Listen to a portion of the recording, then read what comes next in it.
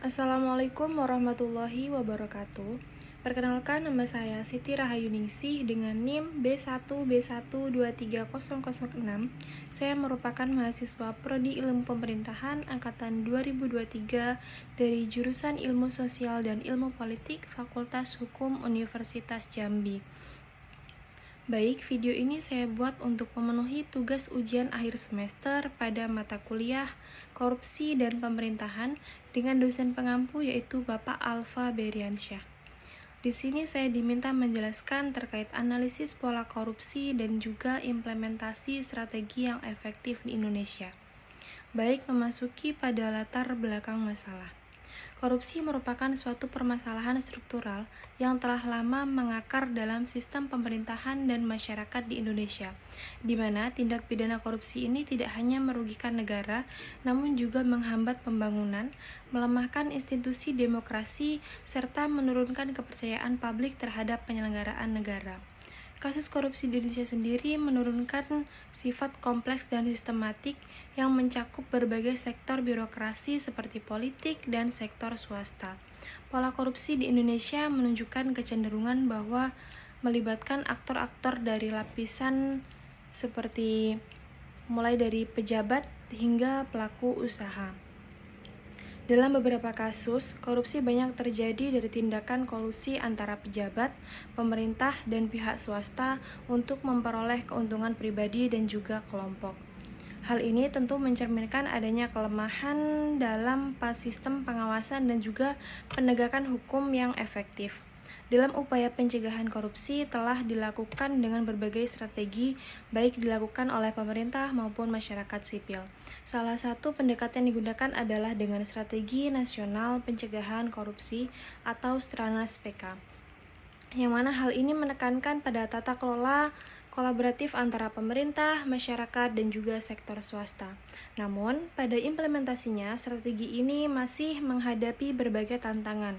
Selain itu, pendekatan pencegahan tindak pidana korupsi juga menjadi fokus penting, misalnya melalui pada pendidikan anti korupsi yang bertujuan untuk membentuk generasi muda yang berintegritas dan juga sadar akan bahaya korupsi.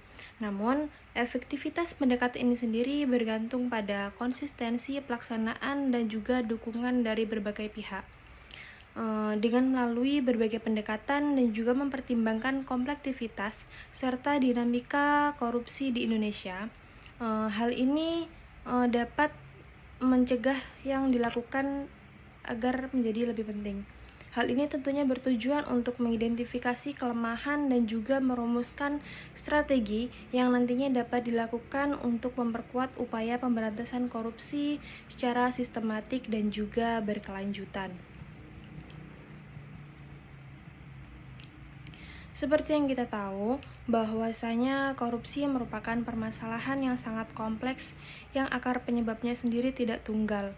Dari beberapa teori dan juga perspektif yang telah diajukan menjelaskan terkait fenomena ini. Salah satunya itu analisis terkait faktor penyebab terjadinya korupsi. Korupsi sendiri terjadi oleh beberapa faktor penyebabnya. Yang pertama yaitu ketiadaan atau kelemahan kepemimpinan. Kemudian yang kedua yaitu kelemahan pengajaran agama dan juga etika. Ketiga yaitu kolonialisme. Dan yang keempat kurangnya pendidikan. Kelima, kemiskinan. Dan yang keenam, tiadanya hukuman yang jelas.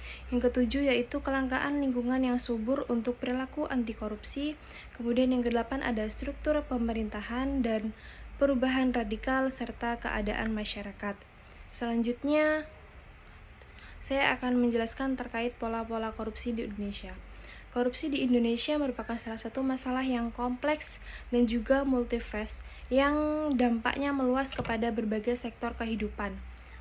Masyarakat, meskipun seringkali menyadari adanya korupsi, belum sepenuhnya ia memahami kedalaman dan juga keberagaman modus operandi yang digunakan.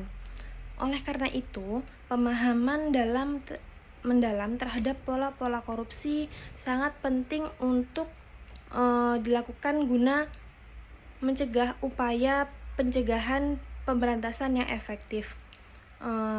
Menurut Revison Baswir dan juga R. Toto Sugiarto, dengan penambahan konteks dan juga contoh untuk memperjelas masing-masing pola terkait pola-pola korupsi di Indonesia.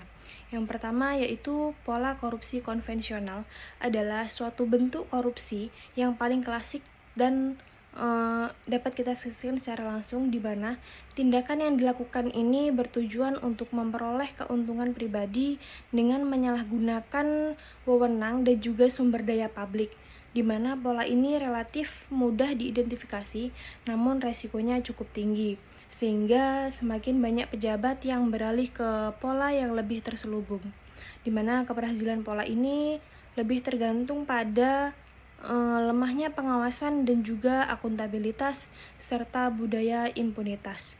Contohnya meliputi penggelapan uang negara, penyalahgunaan dana operasional kantor untuk kepentingan pribadi, dan juga penggunaan fasilitas negara seperti mobil dinas, rumah dinas yang digunakan untuk keperluan pribadi.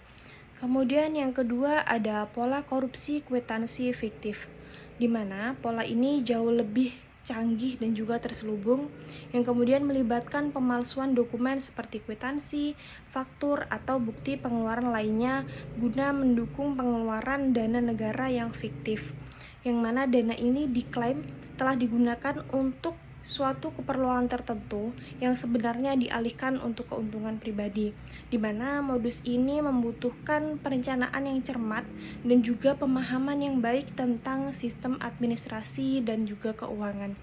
Kasus-kasus kwitansi fiktif seperti ini seringkali sulit dideteksi tanpa audit yang mendalam dan juga teliti, yang mana hal ini membutuhkan keahlian khusus dalam menganalisis dokumen dan jejak keuangannya. Kemudian yang ketiga yaitu pola korupsi komis, di mana pola ini terkait erat dengan proses pengadaan barang dan juga jasa, terutama dalam proyek-proyek berskala besar, di mana pejabat publik yang terlibat dalam proses ini melakukan pengadaan atau menerima komisi atau potongan harga dari perusahaan penyedia barang atau jasa, yang mana komisi ini diberikan di luar mekanisme yang seringkali disembunyikan, di mana pola ini menunjukkan adanya kolusi antara pejabat publik dan juga pihak swasta.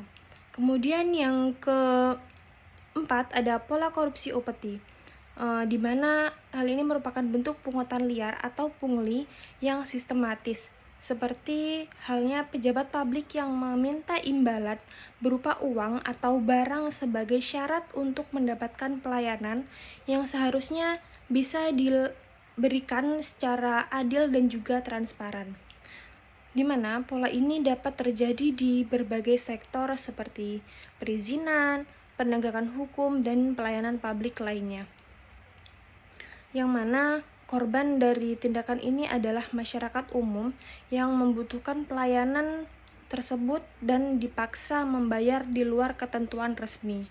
Pola ini tentunya merusak kepercayaan publik dan juga menciptakan ketidakadilan. Kemudian yang keenam ada pola korupsi menjegal order, di mana modus ini melibatkan manipulasi dan penghambatan proses bisnis atau proyek, yang mana pelaku dari tindak pidana korupsi ini bentuknya biasanya pejabat yang memegang wewenang, sehingga ia dapat menghambat atau menggagalkan suatu orderan yang seharusnya dikerjakan oleh instansinya. Kemudian yang ketujuh ada pola korupsi perusahaan rekanan. Pola ini merupakan suatu pola yang digunakan untuk menyembunyikan jejak korupsi dengan menggunakan perusahaan rekanan sebagai perantaranya, di mana pelaku mendirikan perusahaan sendiri atau menggunakan perusahaan milik kerabatnya untuk menguntungkan kepentingan pribadi. Selanjutnya yang ketujuh ada pola korupsi penyalahgunaan jabatan atau wewenang, di mana pola korupsi ini merupakan pola yang paling umum dan mencakup berbagai modus operandi, yang pada intinya pola ini adalah penggunaan jabatan atau wewenang untuk memperoleh keuntungan pribadi secara tidak sah. Pungli merupakan suatu contoh yang paling lazim, tetapi juga mencakup berbagai bentuk penyalahgunaan kekuasaan lainnya seperti nepotisme, kolusi, dan juga menerima suap. di mana perbaikan sistem pemerintahan yang transparan dan akuntabel, serta penegakan hukum yang tegas dan konsisten merupakan satu kunci untuk memberantas pola korupsi yang ini. Selanjutnya yaitu pola korupsi suap-menyuap. Suap merupakan suatu tindakan menawarkan, memberikan, menjanjikan, atau menerima sesuatu kepada seseorang agar ia berbuat atau tidak mau berbuat sesuatu yang kemudian bertentangan dengan tugas, kewenangan, ataupun tanggung jawabnya. Yang pada intinya, suap adalah suatu transaksi yang untuk mempengaruhi tindakan seseorang yang memiliki kewenangan tertentu. Selanjutnya saya akan menjelaskan terkait contoh dan strategi pemberantasan tindak pidana korupsi dengan pola penyalahgunaan jabatan atau wewenang. Contoh yang saya ambil di sini yaitu terkait tindak pidana korupsi, penyalahgunaan wewenang dan jabatan kekuasaan seperti penyalahgunaan dana bantuan sosial atau bansos yang mana melibatkan pejabat tinggi di Kementerian Sosial Republik Indonesia, di mana KPK ini menetapkan Menteri Sosial yang pada saat itu sebagai tersangka dengan inisial JPB dalam kasus korupsi dana bansos yang seharusnya diperuntukkan bagi masyarakat terdampak pandemi COVID-19. Dalam penyidikan ini, KPK mengungkap bahwa si X menerima suap dengan total mencapai 32,2 miliar, di mana uang tersebut berasal dari berbagai pihak yang terlibat dalam pengadaan paket sembako untuk program bansos. Di antaranya pengusaha inisial HVS memberikan suap sebesar 1,2 miliar, sedangkan inisial AIM memberikan sebesar 1,9 miliar. Beberapa strategi yang dapat dilakukan dalam kasus penggelapan dana bansos tersebut, yang pertama yaitu dengan transparansi dalam pengadaan dan penyaluran bantuan bansos, di mana pemerintah harus membuka secara publik data terkait anggaran, daftar penerima, serta proses pengadaan dan distribusi bansos. Penggunaan platform digital merupakan salah satu contoh pelaporan real-time distribusi bantuan agar dapat mempersempit ruang penyalahgunaan dana tersebut. Kemudian yang kedua dengan penguatan sistem pengawasan internal dan juga eksternal, di mana aparat pengawasan internal seperti pemerintah inspektor jenderal perlu ditingkatkan kapasitas dan independensinya dengan berkolaborasi dengan lembaga eksternal seperti BPK, KPK, dan juga Ombudsman, yang mana harus dijadikan bagian dari siklus pengawasan program sosial. Kemudian yang ketiga ada reformasi sistem pengadaan barang dan jasa. Sistem pengadaan harus dijalankan melalui e-procurement atau pengadaan elektronik yang sepenuhnya otomatis, sehingga hal tersebut mengurangi langsung interaksi antara penyedia dan juga pejabat pengadaan. Kemudian yang keempat yaitu penerapan sanksi tegas dan konsisten, di mana penegakan hukum terhadap pelaku korupsi harus dilakukan secara konsisten dan tanpa pandang bulu dengan hukuman yang memberikan efek jera. Selain sanksi pidana, perlu juga diberikan sanksi administratif seperti larangan menduduki jabatan publik dan pencabutan izin usaha bagi perusahaan yang terlibat. Kemudian yang kedua yaitu ada contoh dan strategi dalam pemberantasan tindak pidana korupsi dengan pola gratifikasi. Gratifikasi merupakan pemberian dalam bentuk apapun yang diterima oleh pegawai negeri penyelenggaraan negara yang berhubungan dengan jabatannya dan bertentangan dengan kewajiban atau tugasnya. Di sini kami mengambil contoh yaitu terkait tindak pidana korupsi pada kasus tahun 2017 yang terungkap skandal mega korupsi dalam proyek pengadaan kartu tanda penduduk elektronik atau EKTP yang dikelola dalam Kementerian Dalam Negeri Republik Indonesia, yang dimana proyek ini merupakan program strategis nasional dengan total nilai anggaran sebesar 5,9 triliun yang bertujuan menciptakan sistem administrasi kependudukan yang lebih efisien dan akurat berbasis teknologi. Namun pada implementasinya proyek ini justru menjadi ajang penyimpangan anggaran secara sistematis dan masif. Dalam kasus ini terdapat beberapa strategi yang bisa dilakukan untuk meminimalisir terjadinya kasus tersebut. Yang pertama yaitu dengan memperketat pengawasan anggaran dan proyek teknologi, di mana digitalisasi pengadaan barang atau jasa dengan menerapkan enforcement dengan sistem terbuka atau open bidding dan algoritma pendeteksi anomali harga. Contohnya platform LPSI harus diintegrasikan dengan sistem audit otomatis. Kemudian yang kedua yaitu reformasi sistem pelaporan gratifikasi, di mana pelaporan wajib dan transparansi agar pejabat proyek EKTP wajib melapor setiap menerima gratifikasi sebesar 1 juta ke sistem KPK.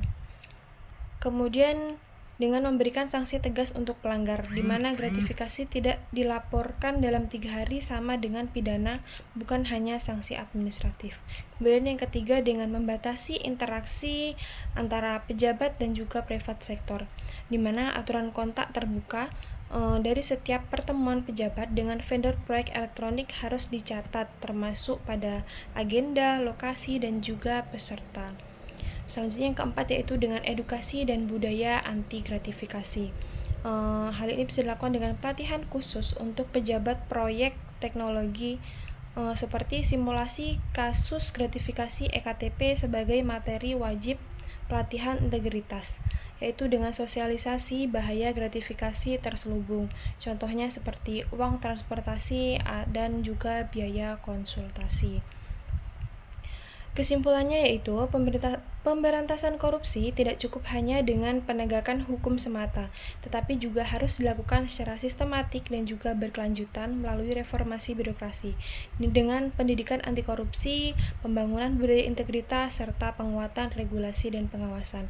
Strategi dan pencegahan pemberantasan yang efektif meliputi penegakan hukum yang tegas terhadap pelaku korupsi dan juga gratifikasi, termasuk pemberlakuan pembalikan beban pembuktian untuk gratifikasi di atas 10 juta dan sanksi pidana yang berat, serta penguatan institusi penegak hukum seperti KPK, kepolisian, dan juga kejaksaan.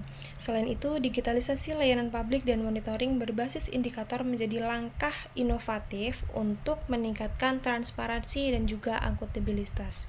Selain itu, pendidikan moral dan juga kampanye anti korupsi juga sangat penting untuk membangun budaya yang kemudian menolak praktik korupsi dari tingkat akarnya.